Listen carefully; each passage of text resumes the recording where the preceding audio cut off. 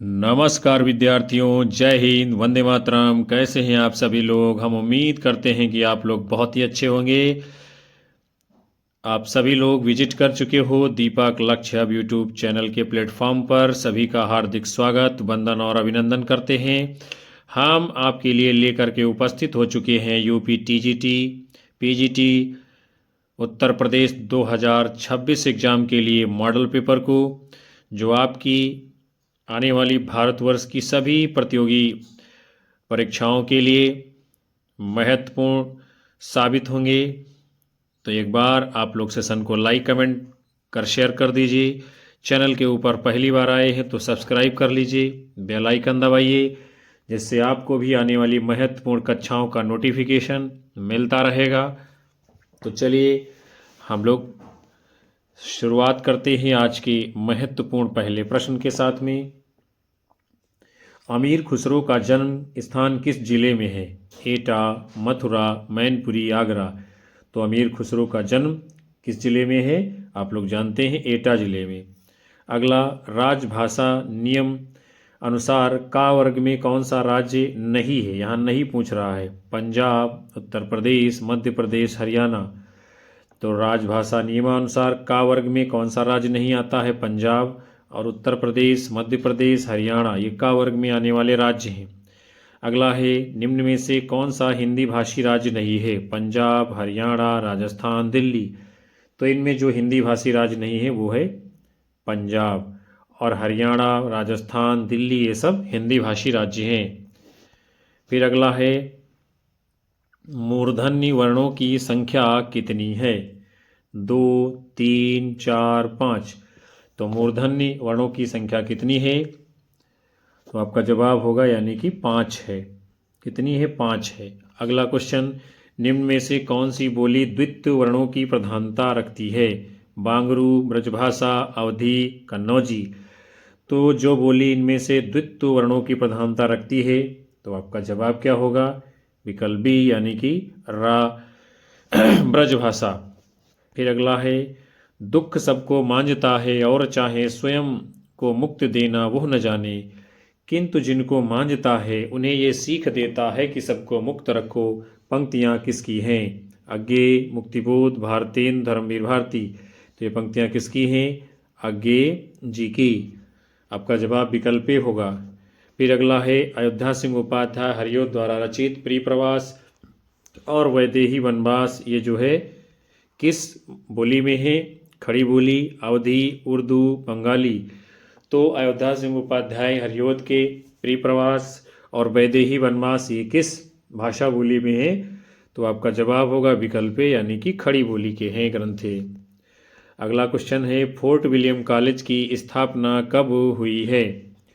1800, 1801, 1802, 1805। तो fort William college की स्थापना 1800 ईस्वी में हुई है।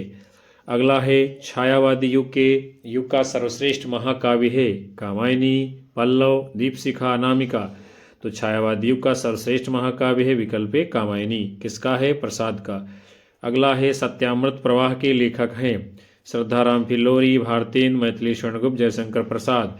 सत्यामृत प्रवाह के लेखक कौन है? तो आपका सही जवाब होगा विकल्प ए श्रद्धाराम फिल्लोरी का ग्रंथ है सत्यामृत प्रवाह। आगे बढ़ेंगे। फिर अगला प्रश्न आप सभी के सामने है, क्या है? मिलान करना है। एक तरफ है पत्र, दूसरी तरफ उनके संपादक हैं, उसका आपको मिलान करना है। कौन सा पत्र किसने संपादित किया है? तो भारतेंदु यानी भारतेंदु पत्र जो है किसने निकाला है? राधाचरण गोस्वामी संपादक रहे हैं। ब्राह्मण के संपादक प्रताप नारायण मिश्र रहे हैं। हिंदी प्रदीप के बालकृष्ण भट्ट हैं। और आनंद कादम्बिनी के बद्रीनारायण चौधरी प्रेमगंज जी हैं। ये आपका सही मिलान कर दिया गया है। और इसमें कूट कौन सा विकल्प सी सही होगा। फिर अगला प्रश्न आपके सामने है, भल्ला हुआ जो मारिया बहिण महारा कंतु, लज्जे जमतु वयस्सी अहुजे भग्गा घरवंतु। ये पंक्ति किस भाषा की है? अपभ्रंश, ब्रज, खड़ी बोली, प्राकृत। तो भल्ला हुआ जो मारिया बहिण महारा कंतु, लज्जे जमतु वयस्सी अहुजे भग्गा घरवंतु ये पंक्तियाँ किस भाषा की है? अपभ्रंश भाषा की। विकल्प ए सही जवाब होगा। अगला है, निम्नलिखित में से कौन सा तालव्य वर्ण है, चा या रा टा। तो इनमें से जो तालव्य वर्ण आपका है कौन सा है, विकल्प ए चा है। कौन सा है, चा। फिर अगला है, हिंदी में विसर्गों की संख्या है, विसर्गों की संख्या है 1 2 3 4। तो विसर्गों की संख्या हिंदी में कितनी है, तो सही उत्तर होगा विकल्प ए एक संख्या है। कितनी विसर्गों की, एक संख्या है। अगला है, दुगुण व्यंजनों की संख्या है 1 2 3 4। तो दुगुण व्यंजन कितने हैं, तो आपका सही जवाब होगा विकल्प बी यानी कि 2 है दुगुण व्यंजन। फिर अगला है, डाढ़ा जो 2 है ये माने जाते हैं दुगुण व्यंजन। अगला क्वेश्चन आपके सामने है, व्यंजन के प्रकार हैं और मिलान करना है कौन सा व्यंजन किस प्रकार में आपका ये आएगा। तो पहले है दा, ताथा दाधा किस में आता, दंत में आता है। फिर है जा, चा छा जा झा ये सब किस में आता है, तो ये जो है तालव्य में आता है। फिर है शा, शा ये है ऊष्म है, घा ये आपका कंठ वर्ण है। ये आपका सही मिलान कर दिया गया है। कूट कौन सा सही है, विकल्प बी इसका उत्तर होगा। अगला है, हिंदी साहित्य सम्मेलन की स्थापना की थी, किसने की थी, पुरुषोत्तम दास टंडन, महावीर प्रसाद द्विवेदी, मदन मोहन मालवीय, बाबूश्याम सुंदर दास। बहुत ही अच्छा सा प्रश्न आपके सामने है। हिंदी साहित्य सम्मेलन की जो है स्थापना किसने की थी, तो आपका जवाब क्या होगा, विकल्प बी महावीर प्रसाद द्विवेदी। फिर अगला है, मेवाती किस वर्ग की बोली है, बिहारी, पश्चिमी, राजस्थानी, पहाड़ी। तो मेवाती, मालवी, जयपुरी ये सब किस में आती हैं, राजस्थानी हिंदी की बोलियां हैं। अगला है, अष्टछाप की रचना की है नंददास, विट्ठलनाथ, गोकुलदास, नाभादास।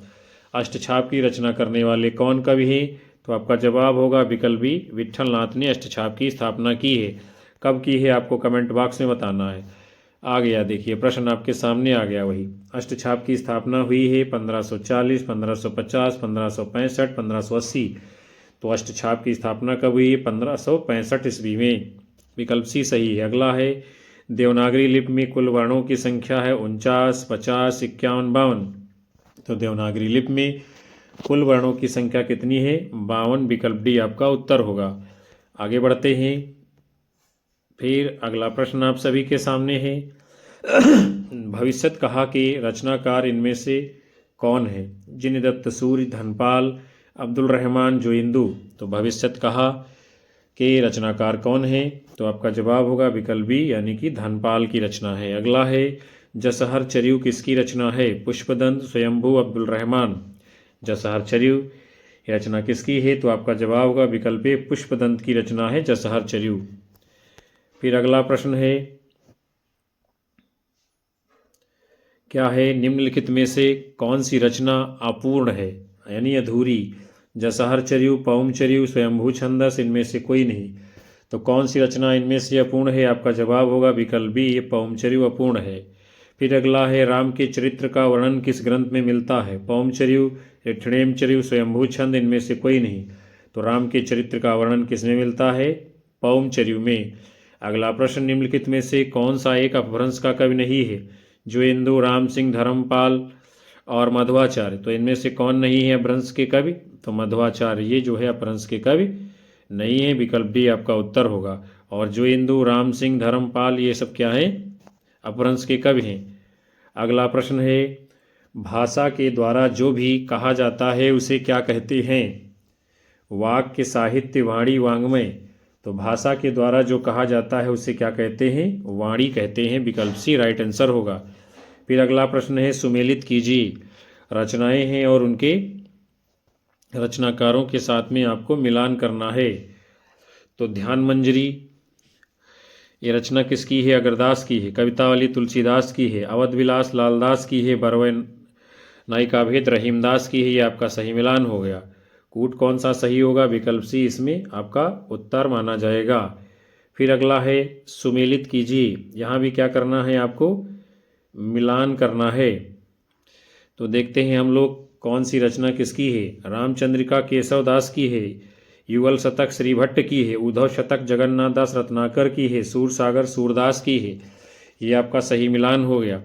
और कौन सा कूट सही, विकल्प भी राइट आंसर है। अगला क्वेश्चन आपके सामने है, फिर सुमेलित कीजिए भाषा का शौरसेनी से संबंध आपको बताना है, यानी किस सूची में कौन सी भाषा आएगी।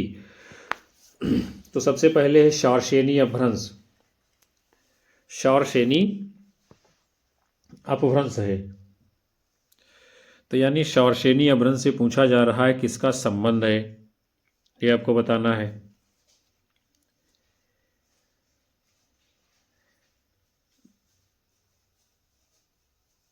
तो शौरसेनी अपभ्रंश का इसमें किसका संबंध है, सबसे पहले आपका है पैशाची अपभ्रंश, अर्धमागधी और मागधी, यानी किसका संबंध किससे है ये इसमें आपसे पूछा जा रहा है। तो सबसे पहले इसमें बिहारी हिंदी जो है ये किस में आती है, बिहारी हिंदी आपकी आती है मागधी में। किस में आती है, बिहारी मागधी में आती है। पूर्वी हिंदी अर्धमागधी में आती है, और पंजाबी पैशाची में आती है, और गुजराती शौरसेनी में आती है। यानी सीधा सा ये आपका मिलान है। गुजराती पश्चिमी में है, पंजाबी ये पैशाची में है, पूर्वी हिंदी आपकी अर्धमागधी में है, बिहारी हिंदी मागधी में। ये आपका सही मिलान कर दिया गया है। कूट कौन सा ये सही होगा। फिर अगला प्रश्न है निम्नलिखित को सुमेलित कीजिए। यहाँ भी सुमेलित करना है आपको। रचनाएं हैं और उनके रचनाकार। संदेश रासक, ये रचना किसकी है, अब्दुल रहमान की है। पाहुड़ दोहा राम सिंह की है। श्रावकार चारदेव सेन की है। कीर्तिलता विद्यापत की है। ये भी आपका सही मिलान हो गया, और विकल्प ए कूट इसमें आपका उत्तर माना जाएगा। फिर अगला प्रश्न है सुमेलित कीजिए। रचनाएं हैं और उनके रचनाकारों के साथ में आपको मिलान करना है। चित्रावली किसकी है, उस्मान की है। मधुमालती मंझन की है। इंद्रावती नूर मोहम्मद की है। हंस जवाहिर कासिम शाह जी की है।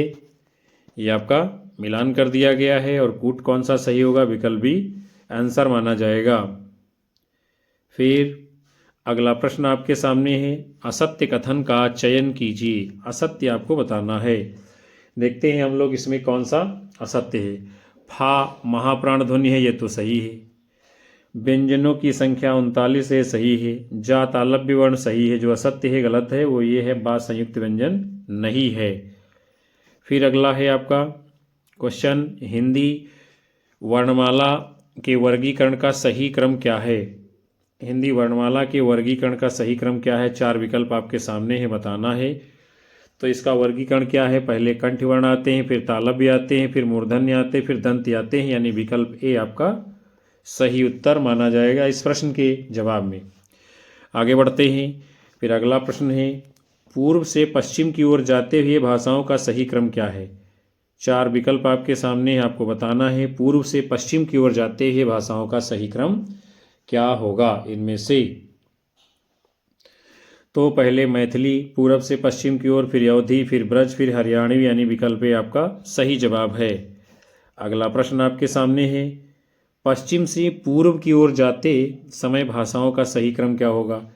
यहाँ भी 4 विकल्प आपके सामने है, बताना है पश्चिम से पूर्व की ओर जाते समय भाषाओं का सही क्रम।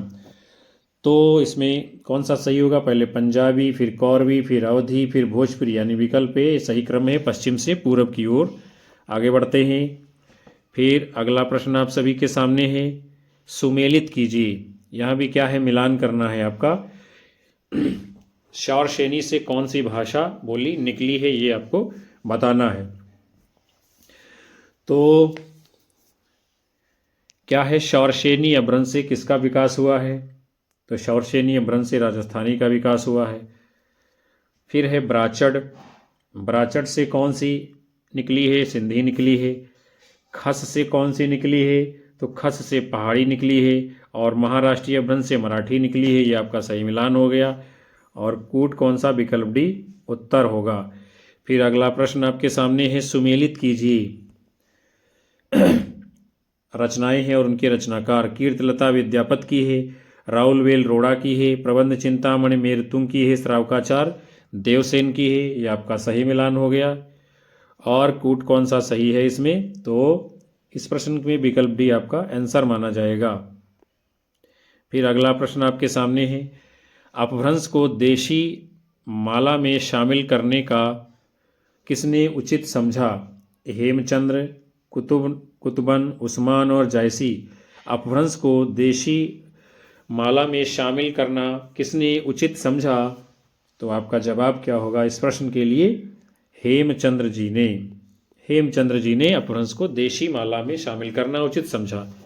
अगला प्रश्न है, मागधी अपभ्रंश से किस बोली का विकास नहीं हुआ? बिहारी, बंगला, असमी, गुजराती। तो मागधी अपभ्रंश से किसका विकास नहीं हुआ है? तो आपका सही उत्तर क्या होगा? विकल्प डी, यानी कि गुजराती। और बिहारी, बंगला, असमी, इसका जो है मागधी अपभ्रंश से विकास हुआ है। अगला है, इनमें से कौन सी मीराबाई की रचना नहीं है? नरसिंह जी का मायरा, राग सोरठ, गीत गोविंद, टीका, युगल शतक। तो जो रचना नहीं है मीराबाई की वो आपका है युगल शतक, ये श्री भट्ट की रचना है।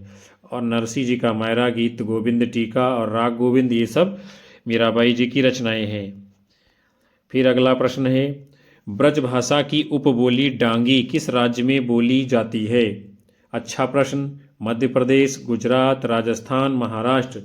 ब्रज भाषा की उपबोली है डांगी। ये किस राज्य में बोली जाती है? तो आपका जवाब होगा विकल्प सी, राजस्थान में डांगी बोली जाती है, जो कि ब्रजभाषा की उपबोली है। अगला प्रश्न, दक्षिण भारत की भाषाएं किस परिवार की हैं? द्रविड़ परिवार, आर्य परिवार, दोनों, इनमें से कोई नहीं। तो दक्षिण भारत की भाषाएं किस में आती हैं? विकल्प है, यानी द्रविड़ परिवार में। तमिल, तेलुगु, कन्नड़, मलयालम, ये सब द्रविड़ परिवार में आती हैं। फिर अगला प्रश्न है, निम्नलिखित में से कौन सी भारोपी परिवार की भाषा नहीं है? मराठी, गुजराती, मलयालम, हिंदी। तो इनमें से भारोपी परिवार की भाषा कौन सी नहीं है? मलयालम। और मराठी, गुजराती, हिंदी ये भारोपी परिवार की भाषाएं हैं। अगला है, ब्रजभाषा कहाँ बोली जाती है? इलाहाबाद, ओरछा, झांसी, मथुरा, वृंदावन, बनारस। तो ब्रजभाषा मथुरा और वृंदावन में बोली जाती है। अगला प्रश्न है, हिंदी भाषा की उत्पत्ति हुई है? वैदिक संस्कृत, लौकिक संस्कृत, सौरसेनी अपभ्रंश से, प्राकृत से। हिंदी भाषा की उत्पत्ति जो है इनमें से किससे हुई है आपको बताना है। तो आपका जवाब क्या माना जाएगा?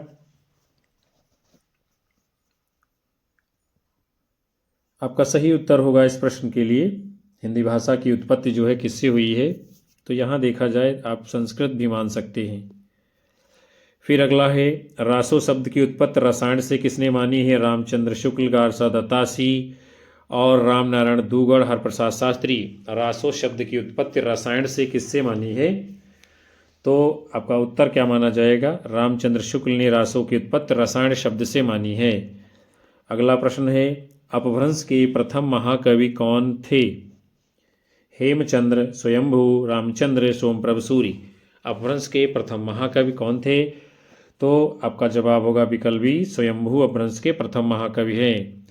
अगला प्रश्न आपके सामने है, सिंधी भाषा का विकास किस अपभ्रंश से हुआ है? ब्राचट, पैसाची, शौरसेनी, मागधी। सिंधी भाषा का विकास किस अपभ्रंश से हुआ है? तो आपका जवाब होगा विकल्प ए, ब्राचट से सिंधी का विकास हुआ है। अगला प्रश्न है, निम्नलिखित भाषाओं को विकास के अनुसार आरोही क्रम में लगाना है। 4 विकल्प आपके सामने हैं, किस प्रकार से इनका विकास हुआ है? तो सही उत्तर क्या माना जाएगा? पहले संस्कृत, फिर पाल, फिर प्राकृत, फिर अपभ्रंश, फिर अभट्ट, फिर आगे हिंदी विकसित होती है।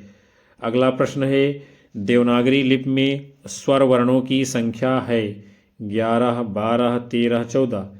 तो देवनागरी लिपि में स्वर कितने हैं? आपका जवाब होगा विकल्प ए, 11। अगला है, इनमें से पश्चिमी हिंदी की बोली कौन सी नहीं है? ब्रज, बघेली, कन्नौजी, बुंदेली। तो ब्रज, बुंदेली, कन्नौजी, हरियाणवी, खड़ी बोली, ये सब किसमें है? पश्चिमी हिंदी में। बघेली किसमें है? अवधी बघेली, छत्तीसगढ़ी, पूर्वी हिंदी की बोली यहाँ है। आगे बढ़ते हैं, अगला प्रश्न आपके सामने है, हिंदी का प्रथम महाकाव्य कौन सा है? पृथ्वीराज विजय, रामचरितमानस, पृथ्वीराज रासो, पद्मावत। तो हिंदी का प्रथम महाकाव्य कौन है बताना है आपको। आपका जवाब होगा विकल्प सी, पृथ्वीराज रासो। अगला प्रश्न है, आलाखंड किसने लिखा? जगनीक, अमीर खुसरो, चंदबरदाई, नरपतनाल। आलाखंड किसने लिखा है? तो आपका सही उत्तर होगा विकल्प ए, जगनीक जी ने। फिर आपका प्रश्न है, इनमें से कौन सी राजस्थानी की बोली नहीं है? मारवाड़ी, बुंदेली, मेवाती, मालवी। तो मारवाड़ी, जयपुरी, मेवाती, मालवी ये सब राजस्थानी में है, बुंदेली नहीं है। बुंदेली किस में है? अवधी बघेली, छत्तीसगढ़ी, पूर्वी हिंदी की बोलियां हैं। फिर अगला प्रश्न आप सभी के सामने है, क्या करना है, मिलान करना है यहाँ पर, यानी जो है लिखा है विधि के क्रिया रूपों और उनकी बोली के साथ मिलान करना है। कौन सी विशेषता किस बोली में है ये आपको मिलान करना है, बताना है। तो सबसे पहले क्या है, करो। करो ये किस में आता है, बांगरू में है करो। फिर है करव, किस में आता है, करव ये जो है अवधी में आता है। फिर करव, करव किस में है, ये ब्रज में है। और फिर है करा, करा किस में है, भोजपुरी में बोला जाता है।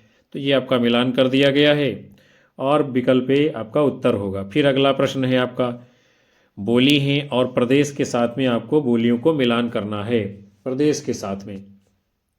तो सबसे पहले है हड़ौती। हड़ौती कहाँ की बोली है, हरियाणा की है।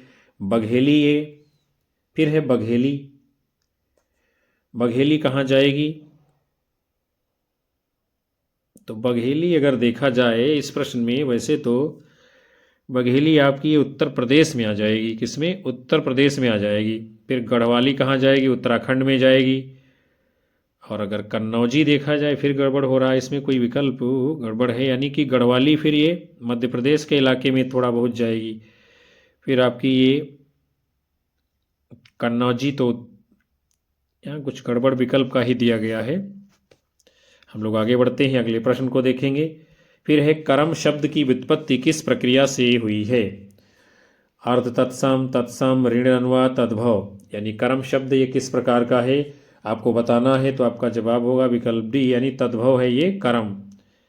फिर अगला प्रश्न आपके सामने है, स्वाभाविक और स्वागत इन दोनों शब्दों में कौन सा उपसर्ग है। अच्छा प्रश्न है, दोनों में स्वा है, दोनों में सु है, दोनों में क्रमशः स्वासु है, दोनों में क्रमशः सु और स्वा है। तो स्वाभाविक शब्द इन दोनों में क्या है, दोनों में क्रमशः जो है सु और स्वा है, यानी विकल्प डी आपका उत्तर है। अगला प्रश्न आपके सामने है, सुमेलित कीजिए। सुमेलित कीजिए, बताना है किसमें कौन सा, किस शब्द में कौन सा समास है। तो सबसे पहले है बनबास। बनबास में कौन सा समास है, तो आपका बनबास यानी वन का बास, तो ये तो तत्पुरुष समास में आ जाएगा। फिर दान पुण्य, दान पुण्य में द्वंद्व समास है, दान और पुण्य। फिर जो है आपका त्रिनेत्र है, त्रिनेत्र में बहुव्रीहि समास होगा, यथाविधि में अव्ययी भाव समास होगा, ये आपका सही मिलान हो गया। और कूट कौन सा सही है, विकल्प ए माना जाएगा। फिर अगला प्रश्न आपके सामने है, व्यंजन है और उनका उच्चारण स्थान है, आपको मिलान करना है कौन सा व्यंजन कहाँ से बोला जाता है। तो सबसे पहले गा है, काखा गाघा ये सब कंठ में आता है। फिर आपका कौन सा है, इसमें घा है, घा यहाँ पे फिर गड़बड़ दे दिया गया है, या रा ला वा ये तो अंतस्थ है, ठीक है। फिर इचु यशा नाम तालु, अच्छा ये ताल हो गया, और था यहाँ गलत दिया हुआ है, क्योंकि घा भी जो है किसमें, कंठ में आता है, ये आपका मिलान कर दिया गया है। हम लोग आगे बढ़ते हैं, अगला आपका क्वेश्चन है, इनमें से कौन सा गुण देवनागरी लिपि में नहीं है। तो पहले हम लोग देखते हैं कौन कौन सा गुण है। उच्चारण और लेखन में एक रूपता है देवनागरी में, ठीक है। प्रत्येक वर्ण का निश्चित उच्चारण है, ये भी सही है। अनुच्चरित ध्वनियों का अभाव, ये भी सही है। गलत है क्या, विकल्प बी ये आपका गलत है, ये देवनागरी लिपि की विशेषता नहीं है। शब्दों में प्रत्येक ध्वनि का लेखन, ये गलत है। आगे बढ़ते हैं, फिर अगला प्रश्न है, सुमेलित कीजिए। हिंदी की उपभाषाएं हैं और उनकी बोलियों की संख्या आपको बतानी है, किसकी संख्या जो है कितनी है, किस जो है उपभाषा में कितनी बोलियां हैं, ये आपसे पूछा जा रहा है। तो चलिए हम लोग देखते हैं। सबसे पहले क्या है, पश्चिमी हिंदी में कितनी बोलियां हैं, 6 बोलियां हैं, ठीक है। पूर्वी हिंदी में अवधी बघेली छत्तीसगढ़ी, ठीक है। राजस्थानी में 4 हैं, जयपुरी, मेवाती, मालवी, ढूंढाड़ी। और बिहारी में कौन सी हैं, बिहारी हिंदी में गढ़वाली, कुमाऊनी, नेपाली, ये 3 आती हैं, ठीक है। ये आपका मिलान कर दिया गया है। कूट कौन सा, विकल्प डी सही होगा। फिर अगला प्रश्न है, परिनिष्ठित अपभ्रंश की श्रेणी में आने वाली वीर गाथाओं की संख्या है। क्या है? परिनिष्ठित अपभ्रंश की श्रेणी में आने वाली वीर गाथाओं की संख्या है 2, 4, 6 ये सभी। तो परिनिष्ठित अपभ्रंश की श्रेणी में आने वाली वीर गाथाओं की संख्या कितनी है? तो आपका उत्तर होगा विकल्प बी यानी कि 4 है। अगला प्रश्न है, किसी सीमित क्षेत्र में बोली जाने वाली स्थानीय भाषा को क्या कहते हैं? राष्ट्रभाषा, राजभाषा, बोली, उपभाषा। तो किसी सीमित क्षेत्र में बोली जाने वाली स्थानीय भाषा को क्या कहा जाता है? उसे बोली कहते हैं। आगे बढ़ते हैं। आपका प्रश्न है, किस भाषा में साहित्य की रचना नहीं होती है? राष्ट्रभाषा, उपभाषा, राजभाषा, बोली। तो साहित्य रचना किस में नहीं होती है? विकल्प डी यानी बोली में नहीं होती है। अगला प्रश्न आप सभी के सामने है, कौरवी का अन्य नाम क्या है? हरियाणवी, ब्रजभाषा, बुंदेली, खड़ी बोली। तो कौरवी का अन्य नाम क्या है? आपका जवाब होगा विकल्प डी यानी कि खड़ी बोली अन्य नाम है। फिर अगला प्रश्न आपके सामने है, भाषा के अर्थ में उर्दू का प्रयोग हुआ है। 4 विकल्प आपके सामने हैं, बताना है आपको। भाषा के अर्थ में उर्दू का प्रयोग हुआ है, कब हुआ है? तो आपका उत्तर होगा विकल्प ए, ईस्वी सन 1755 के बाद भाषा के अर्थ में उर्दू का प्रयोग किया गया है। फिर आपका प्रश्न है, किस शब्द में उपसर्ग नहीं है? किस में उपसर्ग नहीं है? प्रथम, प्रजाति, प्रबोध, प्रखर। तो इसमें जो है प्रथम में जो है उपसर्ग नहीं है और प्रबोध, प्रजाति, प्रखर इन तीनों में पराउपसर्ग है। अगला आगे बढ़ते हैं। प्रश्न आपके सामने है, कौन सा शब्द रूप अवधि का है? जैसा, जैस, जैसो, जैसन। इनमें से कौन सा शब्द रूप जो है अवधि का है? तो विकल्प ए, ये जैसा किसका है? अवधि का है। अगला है, ब्रजभाषा का विकास किस अपभ्रंश से हुआ है? पैशाची, नागर, सौरसेनी, अर्धमागधी।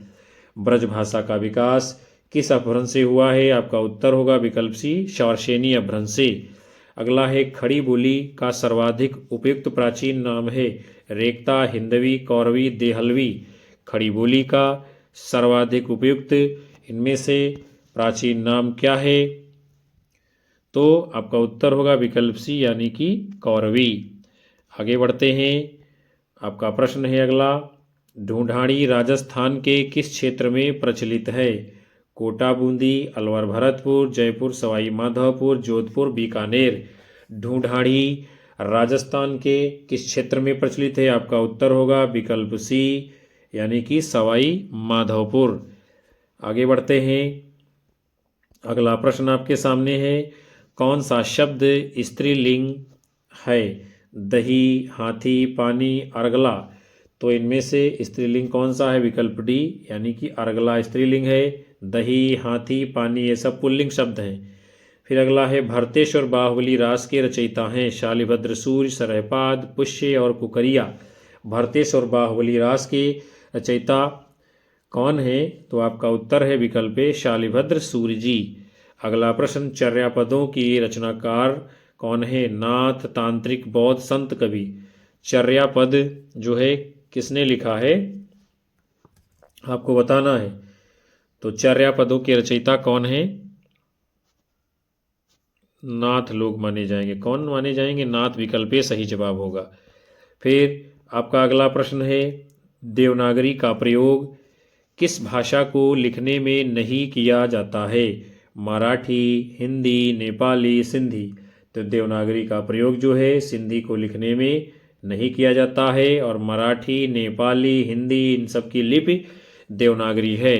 अगला है, पूर्वी हिंदी का विकास इनमें से किस अपभ्रंश से हुआ है? सौरसेनी, अर्धमागधी, मागधी, खस। तो पूर्वी हिंदी का विकास किस अपभ्रंश से हुआ है? तो आपका सही उत्तर क्या माना जाएगा? पूर्वी हिंदी का विकास जो है किससे हुआ है? अर्धमागधी अपभ्रंश से। विकल्प भी आपका सही उत्तर होगा। उसके बाद में अगला प्रश्न है, कौन सा क्षेत्र खड़ी यानी छत्तीसगढ़ी बोली का नहीं है? बिलासपुर, नंदगांव, कांकेर, ललितपुर। छत्तीसगढ़ी बोली का क्षेत्र इनमें से कौन सा नहीं है? तो आपका उत्तर होगा विकल्प डी, ललितपुर में जो है नहीं। और बिलासपुर, कांकेर, नंदगांव यहाँ पर छत्तीसगढ़ी बोली बोली जाती है। आगे बढ़ते हैं।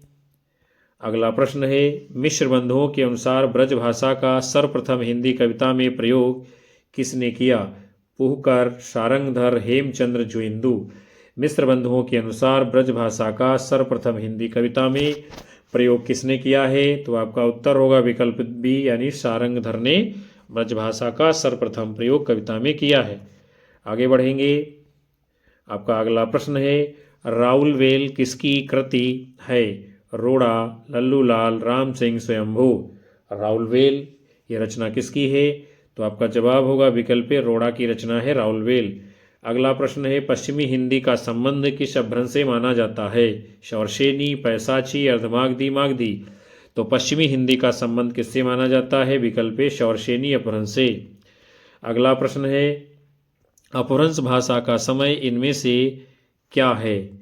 1000 से ईस्वी से 500 ईस्वी पूर्व, 500 ईस्वी पूर्व से 1000 ईस्वी, 500 ईस्वी से 1 ईस्वी, उपरोक्त में से कोई नहीं। अपभ्रंश भाषा का समय कब से कब तक माना जाता है? तो आपका जवाब होगा विकल्प बी, यानी कि 500 ईस्वी पूर्व से 1000 ईस्वी तक अपभ्रंश भाषा का समय है। आगे बढ़ते हैं। फिर अगला प्रश्न है, किसी सीमित क्षेत्र में बोली जाने वाली स्थानीय भाषा को क्या कहते हैं? राष्ट्रभाषा, राजभाषा, बोली, उपभाषा। तो किसी सीमित क्षेत्र में बोली जाने वाली स्थानीय भाषा को बोली कहा जाता है। अगला प्रश्न है, किस भाषा में साहित्य रचना नहीं होती है? राष्ट्रभाषा, राजभाषा, बोली, उपभाषा। तो बोली में जो है साहित्य रचना नहीं होती है। आगे बढ़ेंगे। अगला प्रश्न है, नीचे लिखी कौन सी भाषा बोली है? छत्तीसगढ़ी, खड़ी बोली, अंग्रेजी, संस्कृत। क्या इसमें कहा जा रहा है नीचे लिखी कौन सी भाषा बोली है? तो इसमें क्या है? विकल्प ए, छत्तीसगढ़ी ये बोली है। फिर अगला है, कौन सी भाषा की उत्पत्ति मागधी अपभ्रंश से नहीं मानी जाती है? बंगला, पंजाबी, मद्रासी, गुजराती। किसकी उत्पत्ति जो है मागधी अपभ्रंश से नहीं मानी जाती है? तो आपका उत्तर होगा विकल्प बी, पंजाबी। और बंगला, मद्रासी, गुजराती, इनकी सबकी उत्पत्ति जो है मागधी अपभ्रंश से हुई है। अगला प्रश्न आपके सामने है, उर्दू शब्द किस भाषा से लिया गया है? अरबी, अपभ्रंश, फारसी, तुर्की। उर्दू शब्द ये जो है किस भाषा से लिया गया है? तो आपका जवाब होगा विकल्प डी, तुर्की से। अगला प्रश्न है, किस भाषा में साहित्य रचना नहीं होती है? बोली, राष्ट्रभाषा, उपभाषा, राजभाषा। तो बोली में जो है साहित्य रचना नहीं होती है। अगला प्रश्न है, वर्धा की राष्ट्रभाषा प्रचार समिति की ओर से देवनागरी लिपि में जो सुधार हुआ है वो किस नाम से जाना जाता है? स्वरखड़ी, अनुस्वार, विसर्ग लोप, स्वर लोप। बताना है आपको सही उत्तर क्या होगा। वर्धा की राष्ट्रभाषा प्रचार समिति की ओर से देवनागरी लिपि में जो सुधार हुआ है वो किस नाम से जाना जाता है? स्वरखड़ी के नाम से जाना जाता है। आगे बढ़ते हैं हम लोग। अगला प्रश्न आपके सामने है, पूर्वी हिंदी का विकास इनमें से किस अपभ्रंश से हुआ है? ब्राचट, अर्धमागधी, खास्य, मागधी। तो पूर्वी हिंदी का विकास इनमें से किस अपभ्रंश से हुआ है? तो सही उत्तर इस प्रश्न का क्या माना जाएगा? आपका जवाब होगा विकल्प बी, यानी अर्धमागधी से पूर्वी हिंदी का विकास हुआ है। अगला प्रश्न है, संदेश रासक के रचयिता का नाम क्या है? स्वयंभू, धनपाल, सरहपा, अब्दुल रहमान। संदेश रासक के इनमें से रचयिता कौन है? तो आपका उत्तर होगा विकल्प डी, अब्दुल रहमान जी। फिर अगला प्रश्न आपके सामने है, इंदौर, उज्जैन, देवास में बोली जाने वाली बोली का नाम क्या है? मेवाती, बघेली, मालवी, मारवाड़ी। तो इंदौर, उज्जैन, देवास में कौन सी बोली बोली जाती है? विकल्प सी उत्तर होगा, यानी कि मालवी। अगला प्रश्न है, देवनागरी लिपि में स्वर ध्वनियों की संख्या कितनी है? तो देवनागरी लिपि में स्वर ध्वनियाँ कितनी हैं? 11 मानी गई हैं। अगला प्रश्न है, पौमचर्यु के रचनाकार हैं? देवसेन, पुष्पदंत, स्वयंभू, हेमचंद्र। पौमचर्यु ये किसकी रचना है? तो आपका उत्तर होगा विकल्प सी, यानी कि स्वयंभू की रचना है पौमचर्यु। आगे बढ़ते हैं। अगला प्रश्न है, ब्रजभाषा का विषय किस अपभ्रंश से हुआ है, यानी विकास होगा यहाँ पैशाची, नागर, शौरसेनी, अर्धमागधी। तो ब्रजभाषा का विकास किससे हुआ है, शौरसेनी अपभ्रंश से। अगला है खड़ी बोली का सर्वाधिक उपयुक्त नाम है रेखता, हिंदवी, कौरवी, देहलवी। तो खड़ी बोली का सर्वाधिक उपयुक्त नाम क्या होगा, उपयुक्त नाम कौरवी। आगे बढ़ेंगे हम लोग। अगला प्रश्न आपके सामने है, कौरवी का अन्य नाम है हरियाणवी, ब्रज, बुंदेली, खड़ी बोली। कौरवी का अन्य नाम क्या है, तो आपका जवाब होगा खड़ी बोली। फिर है 8वीं अनुसूची में भाषाओं की संख्या है 16, 14, 18, 20। तो 8वीं अनुसूची में भाषाओं की संख्या कितनी है, 18। अब तो हमको लगता है 22 हो गई है। फिर ये जब प्रश्न पूछा गया था उस समय 18 ही थी। फिर अगला है अपभ्रंश काव्य का सुप्रसिद्ध छंद कौन सा है, कड़वक, पद्धरी, रास, इहा। तो अपभ्रंश काव्य का सर्वाधिक उपयुक्त और प्रसिद्ध छंद कौन सा माना गया है, आपका उत्तर होगा विकल्प यानी कि कड़वक। अगला प्रश्न है अपभ्रंश भाषा का विकास किस भाषा से हुआ है, संस्कृत, प्राकृत, अवहट्ट, पाली। तो संस्कृत, पाली, प्राकृत, अपभ्रंश, यानी अपभ्रंश का विकास किस भाषा से हुआ है, तो प्राकृत के बाद में जो है अपभ्रंश आती है। फिर अगला है अपभ्रंश भाषा के प्रथम कवि माने जाते हैं, कौन है इनमें से अपभ्रंश भाषा के प्रथम कवि, आपको बताना है। पुष्पदंत, जोइंदु, स्वयंभू, हेमचंद्र। तो आप सब लोग जानते हैं अपभ्रंश भाषा के प्रथम कवि कौन है, स्वयंभू जी अपभ्रंश के प्रथम कवि हैं। पाहुड़ दोहा के रचयिता हैं पुष्पदंत, राम सिंह, सरयपा, धनपाल। तो पाहुड़ दोहा के रचयिता कौन है, तो आपका सही उत्तर क्या होगा, विकल्प बी, राम सिंह की रचना है पाहुड़ दोहा।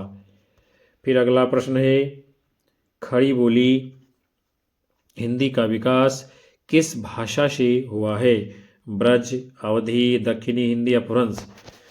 तो खड़ी बोली का यानी हिंदी का विकास किससे होता है, अपभ्रंश से आगे चल करके खड़ी बोली विकसित होती है।